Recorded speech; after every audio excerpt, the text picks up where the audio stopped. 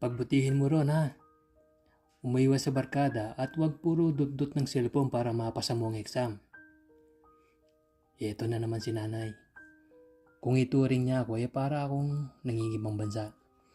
Luluwas lang naman ako ng lungsod upang makapag-asikaso ng aking papeles dahil balak ko ring mag-take ng board exam. Halos 2 taon na rin kasi nang makapagtapos ako ng kolehiyo. Hindi na ako nag-take ng board exam at nakontento na lamang sa pagbabantay ng aming maliit na tindahan.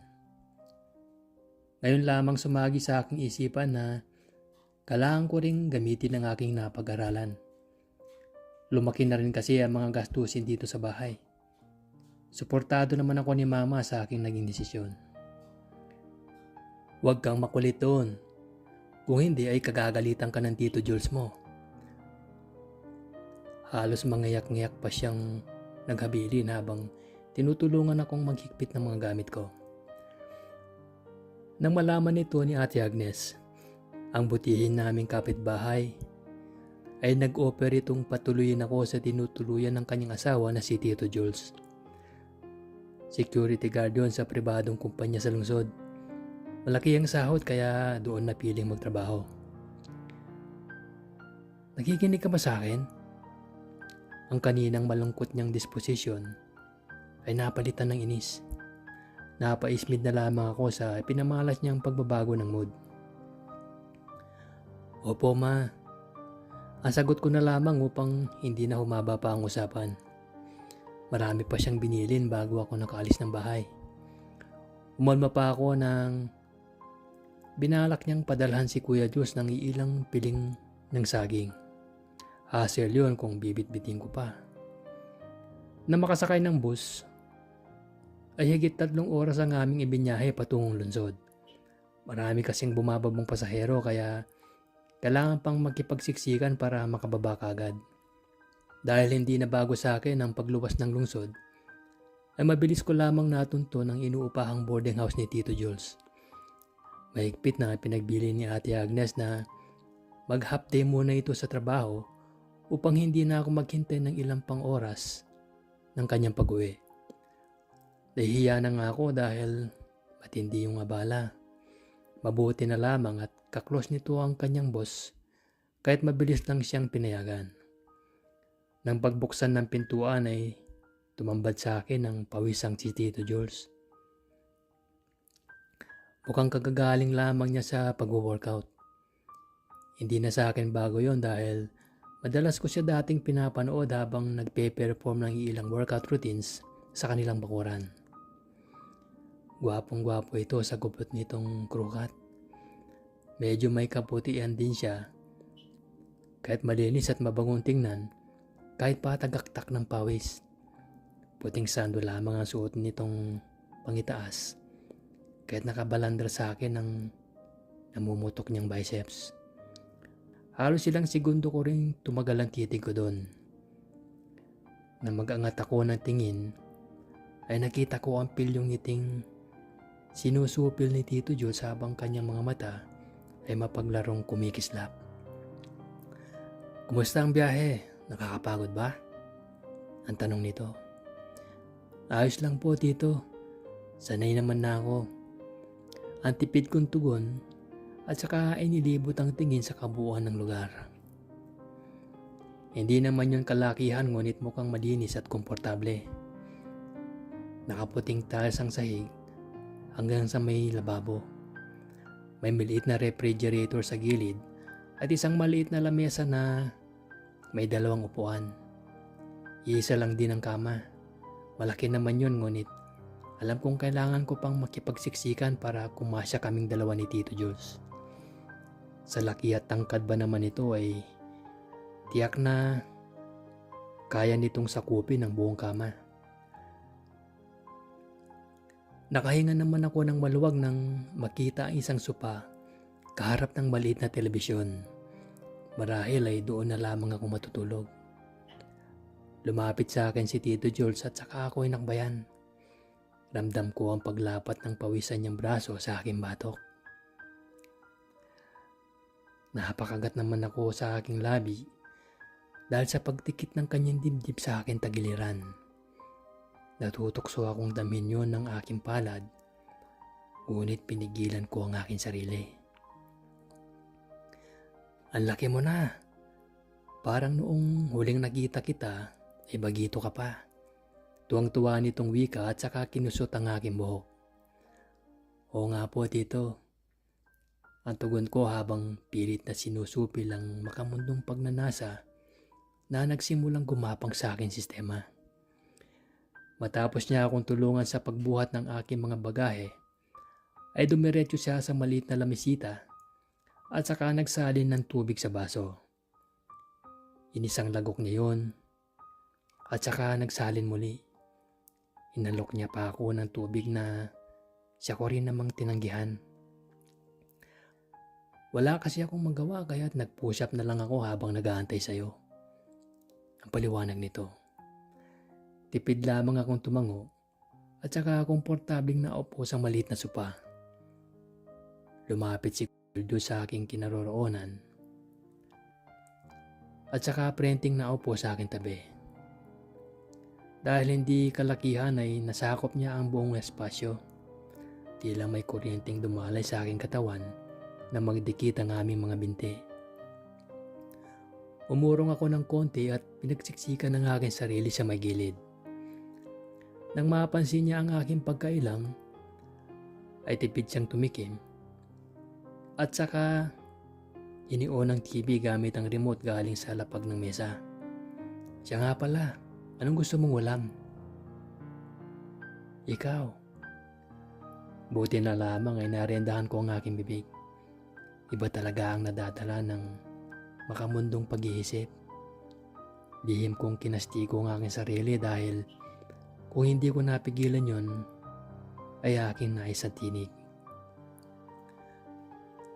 Kung ano pong meron, yun na lang.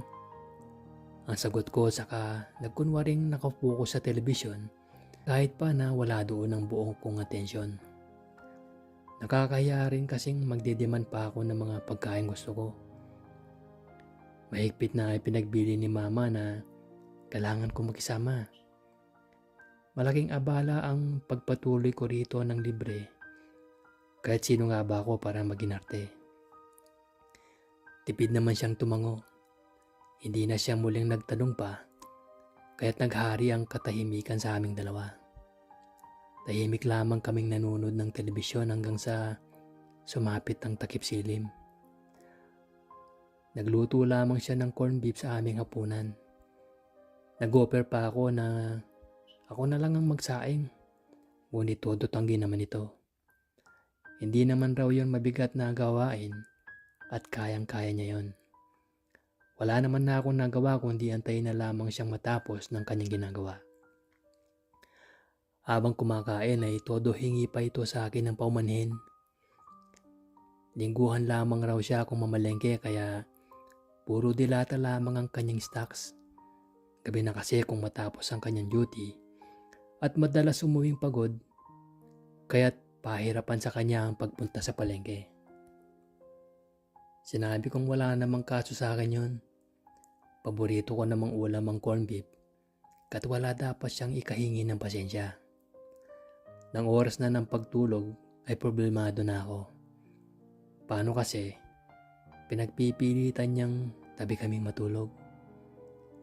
Ang sabi ko ay sa sopa na lamang ako matutulog. Ngunit hindi siya pumayag. Hindi naman daw ako iba sa kanya kaya wala na akong nagawa. Lumalim na ang gabi ngunit hindi ako magawang dalawin ng antok. Tahimik ang buong paligid. Tanging ang pagpitik lamang ng kamay ng orasan ang iyong maririnig. Nakatagilid ako ng higa dahil hindi ko alam ang magagawa ng malikot kong mga kamay kung sakaling magkaharap kami ni Tito Jules. Binabahayan pa naman ng makamundong pagnanasa ang aking kaisipan. Nanlaki naman ang mga mata ko nang umikot ang aking katabi. Pumulupot ang kamay niya sa aking balakang at ramdam na ramdam ko ang paglapat ng kanyang mainit na katawan sa aking likuran. Babangon sana ako ngunit idinantay niya ang kanyang binti sa aking hita. Dahilan yon kung bakit hirap ako sa paggalaw. Lihim akong napamura at muling sinubukan kumawala, ngunit hindi ako nagtagumpay. Mataas na ang araw nang magising ako kinabukasan. Nakabihis na si Tito Jules nang ako'y magising. Handa nang gumayak sa kanyang trabaho. May nakahanda na rin pagkain sa lamesa. Puyat na puyat ako at mabigat ang aking mga mata. Tango at mahinang boses lamang na isagot ko kay Tito nang magpaalam ito na aalis na. Iniwan pa nito sa akin ng susi sakali raw na may kailangan akong gawin sa labas. Kahit na antok ay pinilit kong bumangon at naligo. Nagbihis lamang ako ng puting polo shirt at saka black pants. Pinarisan ko yon ng itim na flamingo topsider para naman kahit papano'y magmukhang formal. Kakaunti lang ang kinain ko sa inihandang pagkain ni Tito dahil bukod sa pagmamadali, ako ay wala na ring gana. Sinigurado ko munang lock ang pintuan ng kwarto ni Tito Jules bago umalis. Pinagtitinginan pa ako ng mga estudyanteng kaboardmate niya, kaya't labis akong nailang. Nang matapos makapag-file ng aking mga papeles sa PRC, ay naisipan kong dumaan sa palengke. May 3 araw pa bago mag-start ang review.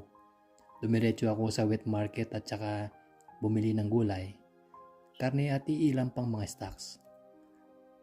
Nang makauwi ay agad akong nagbihis saka nagluto ng kakainin. Napagpasyahan kong magluto ng adobo. Special Tito ni Mama na itinuro niya sa akin at madalas ngang purihin ni Ate Agnes sa tuwing bibigyan ko. May baong kanin si Tito Jules at tiyak kong hindi yun dito kakain ng pangananghalian. Ngunit dinamihan ko pa rin ang niluto para initin na lamang mamaya. Bandang 1:00 ng hapon, nang dalawin ako ng antok nang sinubukang umidlip. Dahil nga sa puyat, ang aking idlip ay nauwi sa tulog. Eksaktong 4:00 na nang ako'y magising. Dumako ang aking mga tingin sa tambak na labahin sa may gilid, kahit napagpasyahan kong ipaglabas si Tito Jules. Habang nadadampot ng mga labahin, ay nakita ko ang suot niyang damit kahapon. Pinulot ko yun at saka hinamoy. Hindi naman yun masakit sa ilong. Tunayan ay masarap yun sa pangamoy. Kumuha pa ako ng ilang damit at saka tumayo. Bandang 8:00 na nang umuwi si Tito Jules. Nakapagsain na rin ako at nainit na ang kaninang nilutong ulam. Sakto namang maghahain ako sa hapag nang pumasok siyang pintuan. Sakto ang dating mo, Tito. Halina't kumain na tayo ng hapunan habang mainit pa. Anyaya ko sa kanya. Namalengke ka? Ang tanong nito nang matanawan ng pagkain sa lamesa. Tumango ako at saka tipid ng umiti bilang tugon. Saglit muna itong nakubat ng sapatos bago tuluyang pumasok. Balit lang naman ang kwarto, kaya't mabilis lang na matanawan ng mesa sa loob. Inilapag niya ang kanyang bag sa maliit na sopa at saka dumiretso sa hapag. Nang tuluyan ng makaupo, ay nilagyan ko ng kanin ng kanyang pinggan. Nagsalin rin ako ng tubig sa baso niya at inilagay yun sa malapit sa kanya. Lalagyan ko pa sana ng ulam nang makita ko ang kakaibang kislap ng kanyang mga mata. Hindi rin nakatakas sa aking paningin ang mapaglarong ngiting pilit niyang sinusupil. Dahil doon, nakaramdam ako ng pagkailang. Tumikim ako at nagpasya na umupo sa aking upuan. Kung pagsilbihan ko naman kasi siya, ay daig pa ang asawa. Marahil ay nagtataka siya sa aking mga ikinikilos. Kain na po tayo. Ang nahihiya akong paganyaya. Nakahinga ako ng maluwag nang inalis niya sa akin ng kanyang tingin. Dinampot niya ang kutsara at tinidor at saka nagsimulang kumain. Sarap pa. Ang sabi niya matapos sunod-sunod na pagsubo. Lihim akong napangiti dahil sa papuring yon.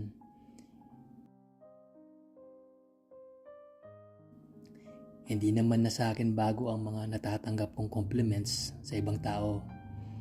Iba nga lang ang sayang hatid nyon pag nanggagaling kay Tito Jules. Dumampot na rin ako ng kutsara at nagsimula na rin kumain. Hindi pa ako nangangalahati sa pagkain nang maramdaman ko ang paa na umaakit sa aking binti. Tila nanunukso dahil sa kiliting dulot na yon. Namagangat ako ng tingin. Ay sinalubong yon ng pilyong ngisi ni Tito Jules. Kumindat-kindat pa ito bago muling ipinagpatuloy ang pagkain. Pilit kong inignore ang kanyang ginawa. Iniwaksi ko rin ang mga maruming kaisipan na nagsisimulang pagharian ng aking kaisipan. Na matapos ay napahawak siya sa kanyang tiyan. Busog na busog raw siya sa kanyang kinain. Inulit pa niyang pinuri ang aking mga niluto bago pumasok ng banyo. Niligpit ko naman ang aming pinagkainan at saka hinugasan. Saglit lamang akong matapos dahil kakaunti lang naman ng mga yon. Dahil walang magawa, ay nagpasya na lamang ako manood ng TV. Na makita ko ang isang DVD player sa ilalim ng isang hilera ng CD, ay agad ko yung hinalungkat. Napaismid ako dahil halos ng lahat ng yon ay puro rated R. Mukhang ito ang pumapawi sa lungkot ni Tito Jules tuwing namimiss niya si Ate Agnes. Napukaw ang aking atensyon sa isang pelikula. Hollywood film yon. Dahil sa kuryosidad, ay pinasak ko ito sa player at nag-concentrate sa panonood. Na magsimula na ang palabas, ay siya rin pag-upo ni Tito Jules sa aking tabi. Nakasuot siya ng baby pink na muscle shirt at khaki na shorts. Prente siyang umupo at inilagay pa sa sandalan ng kanyang braso. Dahil sa kaliitan ng sopa, ay nasakop niya ang espasyo sa aking gilid. Nagdikit ang aming mga binti at kahit pa bagong paligo, ay ramdam na ramdam ko ang init ng kanyang katawan. Nang magsimula na mag-play ang mainit na eksena, ay hindi na halos mapalagay ang nakaupo sa aking tabi. Kahit pa diretso ang aking tingin, ay nakikita ko pa rin sa aking peripheral vision ang pasimple niyang pagkambyo sa kanyang harapan. Na hindi na nakatiis, ay kinain nito ang aming distansya at saka ibinaon ang kanyang mukha sa aking leeg. Ramdam na ramdam ko ang nagbabagang init ng kanyang katawan. Gulat ko siyang nilingon. Dahil sa aking ginawa, ay halos maglapat na ang aming mga labi. Kahit pa may pilyong ngisi ay hindi may pagkakailaang pagkapula ng kanyang mukha.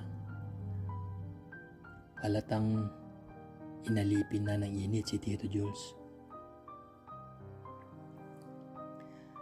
Bakla ka, di ba? Ang bulong niya. Nanlaki ang mga mata ko dahil sa kanyang tinuran. Hindi ko naman yun inilihim, ngunit hindi ko rin ipinangangalandakan. Binawi ko ang aking kamay at mahina siyang itinulak. Hindi dito, ang pagsisinungaling ko. Lumaki ang kanyang ngisi dahil sa aking naging tugon. Aminin mo na, tayo-tayo lang naman.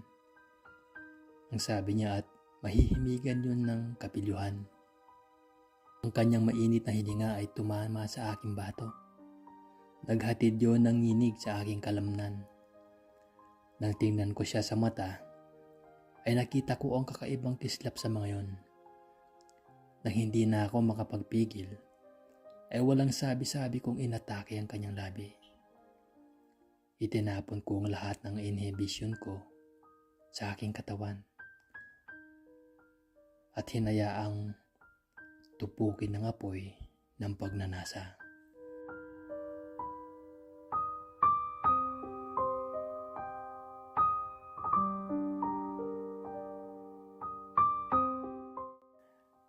Kinakapos na huminga kaming tumigil at saglit na tumitig sa isa't isa. Bakla ka talaga, ang paus niyang wika. Umisi ako at muling siniil ng halik ang kanyang mga labi. Sa paglipas ng mga minuto, ay mas lalo akong naging agresibo. Tumingala naman siya upang bigyan ako ng laya sa aking ginagawa. Halos lahat yata ng posisyon ay nagawa na namin. Bilib din ako sa resistensya ni Tito Jules. Parang hindi tinatablan ng pagod. 3:00 na kami nakatulog. Mukhang labis nitong namimiss si Ate Agnes. Gaya ng inaasahan, ay tanghali na nga ako gumising kinabukasan. Nangangalay ang aking mga panga at hirap ako sa pagtayo. Para akong binugbog ng 10 tambay sa kanto. Mabuti at may nakahain ng pagkain sa lamesa, kaya't hindi na ako mahirapang magluto. Pumasok sa trabaho si Tito Jules at hindi na ako inabala pang gisingin. Mukhang alam niyang pagod na pagod ako, buhat ng ginawa namin kagabi. Humilata lang ako buong maghapon. Kinailangan ko pang uminom ng pain reliever para lang mabawasan ang sakit ng aking katawan. Mabuti nga at may 2 araw pa bago mag-start ang review. Bandang 3:00 nang mapagpasahan kong maligo at saka magluto ng merienda. Kasalukuyan akong nagpiprito ng pancake nang marinig kong bumukas at magsara ang pintuan. Hindi na ako nag-abala pang tingnan kung sino yun dahil 2 lang naman kami nandito ni Tito Jules sa inuupahang kwarto. Ang aga mo namang umuwi, Tito. Halika't magmerienda muna tayo. Ang anyaya ko. Nagulat na lamang ako nang bigla siyang yumakap sa akin mula sa aking likuran. Ibinaon pa niya ang kanyang mukha sa aking leeg at marahang bumulong. Ayaw ko niyan. Gusto ko nito. Ang sabi niya. Hindi ko alam kung epekto lang ba yun ang ginawa namin kagabi. Nang akin siyang harapin ay tumambad sa akin ang maskulado niyang dibdib at mabatong katawan. Suot niya pa rin ang kanyang sombrero at puting uniforme. Titingnan mo na lang ba yan? Nang hahamon niyang wika. Hindi na ako nagpatumpik-tumpik pa. Itinabi naman niya ang aking niluluto at saka pinatay ang kalan. Agad akong lumapit sa kanya at saka lumuhod.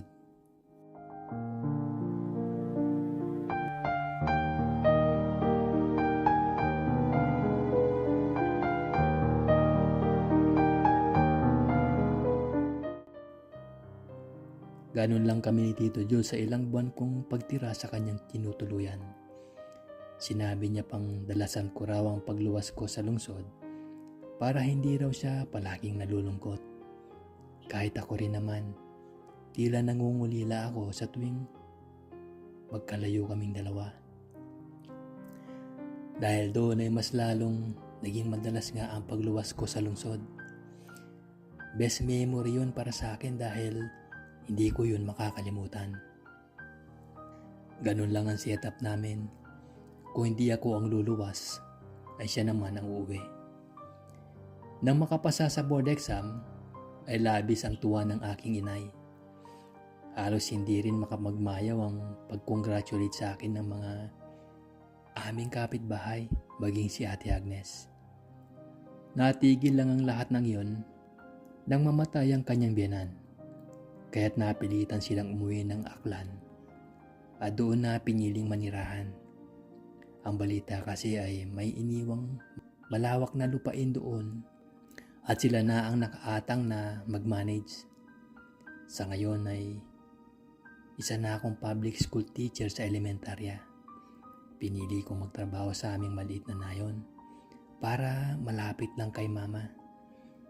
Sa ilang taon na lumipas, ay sariwa pa rin sa aking alaala ang karanasan namin ni Tito Jules sa kanyang boarding house. Ginugunita ko yon sa tuwing ako ay napag-iisa. Marahil ay ganon din siya. Mahirap nga naman kalimutan ang mga alaala kapag tumatak yon sa iyong isipan.